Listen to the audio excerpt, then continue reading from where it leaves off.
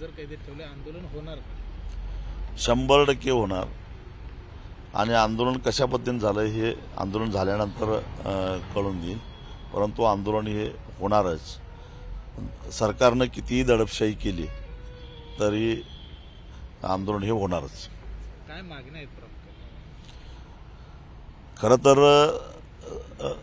रत्नागिरी सोलापूर नागपूर हा जो राष्ट्रीय महामार्ग आहे, त्या महामार्गाचा 32 किलोमीटर 38 किलोमीटरचा एक पीस राहिलेला आहे आणि तो खरं तर सरकारच्या चुकीमुळे मागे राहिलेला आहे। उर्वरित जवळपास 850 ते 900 किलोमीटर जे अधिग्रहण झालं त्याला 2013च्या कायद्यानुसार चौपट आणि पाचपट जमिनीच्या बाजारभावाच्या किमतीचा मोबदला मिळाला, परंतु 2022च्या दुरुस्तीनंतर हे अधिग्रहण होत असल्यामुळं खरं तर अधिग्रहण उशिरा होतं। याला जबाबदार सरकार आहे, कारण सरकारनं 3 वेळा याचे लेआउट बदलले।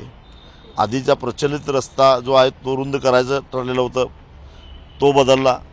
त्याच्यानंतर दुसरा लेआउट तयार झाला, पण त्या रस्त्यावर सरकारच्या एका लाडक्या आमदाराचं ॲग्रिकल्चर कॉलेज, त्याची वैयक्तिक जमीन यायला लागली, मोबदला कमी मिळणार म्हटल्यानंतर तो लेआउट बदलला आणि आत्ता उथळ भागातून जिथं पुराचं पाणी जास्त काळ रेंगाळतंय त्या भागातून तिसरा लेआउट तयार केला, ज्याला प्रचंड असा भरावा टाकावा लागणार आहे।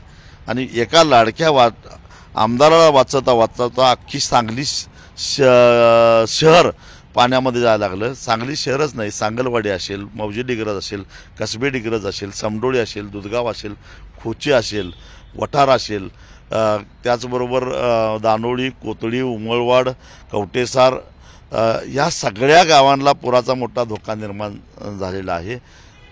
आणि शिवाय शेतकऱ्याच्या जमिनी कवडीमोल किमतीनं जाणार आहेत। या शेतकऱ्यांनी तरीसुद्धा रस्ता व्हावा म्हणून जमीन द्यायला विरोध केलेला नाही, परंतु इतर शेतकऱ्यांना ज्या पद्धतीनं मोबदला मिळालेला आहे त्या पद्धतीनं आम्हालाही मिळावा आणि पूल झाल्यानंतर पुराचा धोका आम्हाला होणार नाही याची खात्री आम्हाला मिळावी, एवढंच फक्त मागणी आहे। परंतु ते राहिलं बाजूलाच, दडपशाही करून दंडेलीच्या पद्धतीनं सरकार जर का हे आंदोलन मोडून काढत असेल तर आम्ही गप्प बसणार नाहीत।